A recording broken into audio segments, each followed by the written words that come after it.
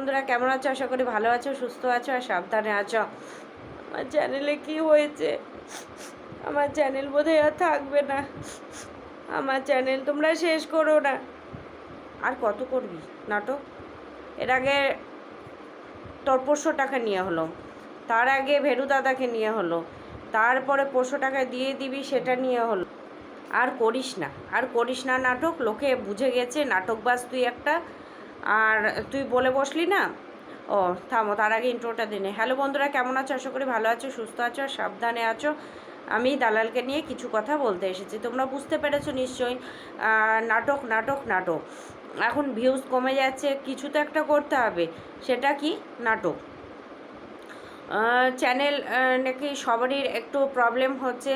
Upload বসিয়ে দেখা যাচ্ছে সেই ভিডিওটা আসছে না, বা কোনো সময় আপলোড হচ্ছে না, কোনো সময় এডিটিং করার পরেও মনে হচ্ছে কোনো ফল্ট আসছে, এরকম কিছু একটা হচ্ছে প্রত্যেকে শুনছি। তো যাই হোক, আমাদের তো একটা চ্যানেল, আমাদের অসুবিধা হতে পারে। কোনো অসুবিধা হলে আমরা দর্শকের কাছে পৌঁছাবো কী করে, এভাবে একটা অসুবিধা হতে পারে। কিন্তু দালালের তো দুটো চ্যানেল, দুটো আশা করি তিনটে, তারপরে বোনের একটা আছে, তিনটে চারটে। তো সেখান থেকে বলি, দালালের 4টে আইডি, তো 3টে কি 4টে আইডি। তো সেখান থেকে ওর পৌঁছানোটা এমন কিছু ব্যাপার না। তো সে ও এত নাটক না করলেও চলতো। তোর আপলোড হচ্ছে না, ঠিক আছে, একদিন ওয়েট কর, নিশ্চয় কোনো প্রবলেম হচ্ছে টেকনিক্যাল। তোর আর একটা তো চ্যানেল আছে, সেখান থেকে দর্শকদের বলে দে যে আমার ওই চ্যানেলে আমি আপলোড দিতে পারছি না, আমার কোনো প্রবলেম হচ্ছে বোধহয়, আমি দেখছি, চেষ্টা করছি ভিডিওটা তোমাদের দিয়া, ততক্ষণ তোমরা কোনো চিন্তা করো না। সেটা এত নাটক করে না বললেও চলতো। আর তুই না এই ভিডিওর মধ্যেও সবাইকে আদা থেতো করছিস। তোর যদি এতই দুঃখ, তাহলে আদা থেতোটা কোথায় থেকে আসছে? তুই বলছিস সন্দীপের চ্যানেল কিছু হোক না হোক, মরুক বাঁচুক, আমার দেখার দরকার নেই। তো সন্দীপের মরুক বাঁচুক তোর দেখার দরকার নেই। সেরকম তুই মর বাঁচ, বা তোর চ্যানেল থাকুক, তুই শ্বশুরবাড়ি থাক, না তুই যেখানে যা, কাউরই দেখার দরকার নেই। এটাই তো হয়ে আসে না। তুই যাকে ভালোবাসবি সেও ভালোবাসা দিবে। তুই যেখানে বলছিস যে কে মরলে বাঁচলে আমার দেখার দরকার নেই, তাহলে তোর চ্যানেল থাকলো কি না থাকলো কার দেখার দরকার আছে? আর আমিও ভাবছিলাম সকাল থেকে ভিডিও আসছে না, কিছু কি হয়ে গেল? কালকে যে ওই যে বলছিল যে বিশ্বাসঘাত, বাচ্চার মা নাকি কি বিশ্বাসঘাতকতা করেছে, এইসব নিয়ে। তো আমি ওটাই ভাবছিলাম তাহলে কি কিছু হয়েছে, এরকম একটা ভাবছিলাম। কিন্তু এই যে একটা ফটাস করে একটা মিথ্যা কথা ঝুলি নিয়ে চলে আসবে, এটা বুঝতে পারিনি। হ্যাঁ, মিথ্যা কথা ঝুলি বলতে এটাই বলতে চেয়েছি যে ভিডিওটা ও অনেকভাবেই আমাদের দিতে পারতো। ওই আরেকটা চ্যানেল যেটা আছে ডেলি ব্লগ দেয়, সেখানে ও শর্ট ভিডিও মাধ্যমে কিন্তু জানাতে পারতো না। শর্ট ভিডিওতে করলে তো হবে না, আমাকে একটা বড় 15-20 মিনিটের ভিডিও টানতে হবে। তো সেখানে যতক্ষণ পেরেছে ও চেষ্টা করেছে। কালকে সন্ধ্যা থেকে হয়নি, আবারও সকালে সে বসে পড়েছে। ওই যে বললো রান্নাঘরে অগোছলো করে এসে বসে পড়েছে আবারও লোকের পিন্ডি চটকাতে। দেখো, পিন্ডি চটকানো বলতে সমালোচনা আমরা সবাই করি, কিন্তু ভালো মন্দ নিয়ে সমালোচনা করি। ও কালকের ভিডিওতে একটা বলেছে যে তুই ওই যে যখন বলছিল যে বাচ্চার মা ওকে বিশ্বাসঘাতকতা করেছে, ওই ভিডিওটায় ওটা বলতে ভুলে গেছি। ও তার আগেও একদিন বলেছিল কথাটা যে আমি মানিয়ে এই সংসারে অনেক বছর থেকে আছি, 10 বছর থেকে আছি, আর পাচ্ছি না মানাতে, এরকম বলে। কিন্তু তোকে তাহলে মানাতে কে বলেছে? তুইও বেরিয়ে চলে যা। তোর তো পরকীয়া করার একটা নেশা আছে, ছোট বাচ্চা দেখলেই পরকীয়া করতে ইচ্ছা করে তোর। তো যা না, অনেক বাচ্চা কাচ্চা আছে, যা পরকীয়া কর। কারণ তুই অ্যাডজাস্ট করে থাকছিস, সেটা বলছিস।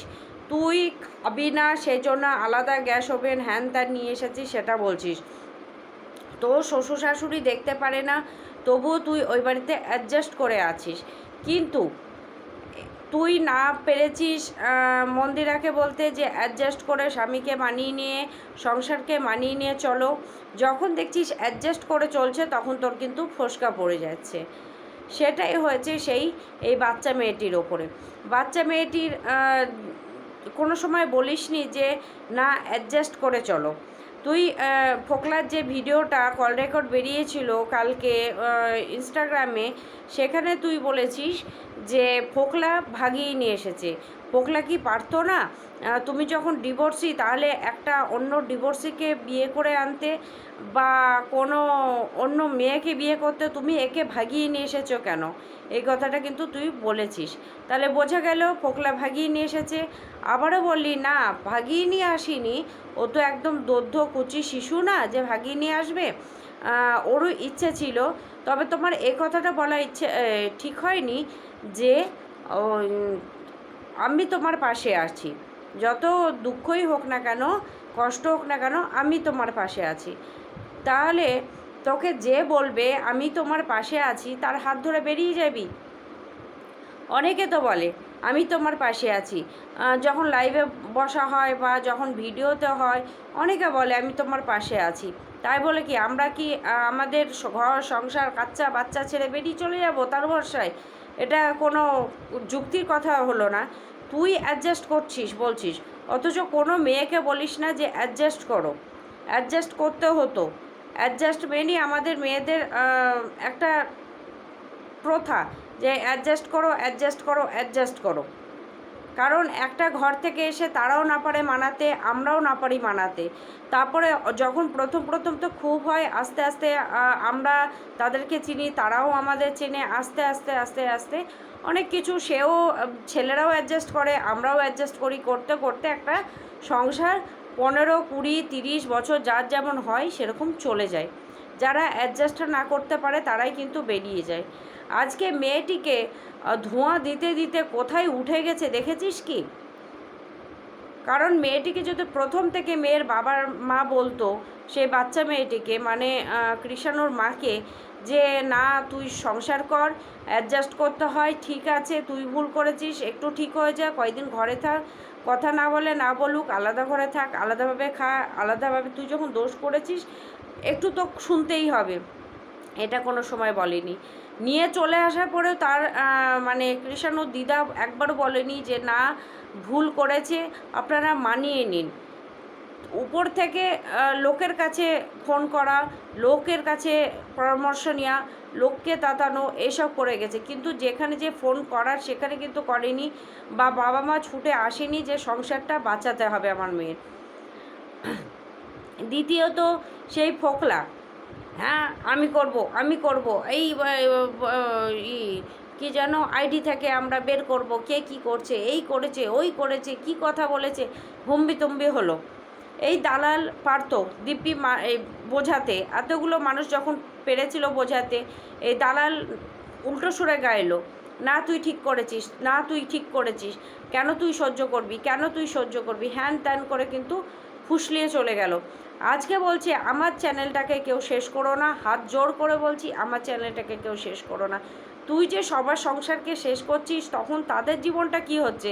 তারা নয় একটা আছে, ঘোরের ভেতর আছে, যে না সেই ঘোরটায় আছে, কিন্তু তোর তো উচিত ছিল সেই মানুষগুলোকে ঠিক রাস্তায় নিয়ে যাওয়া।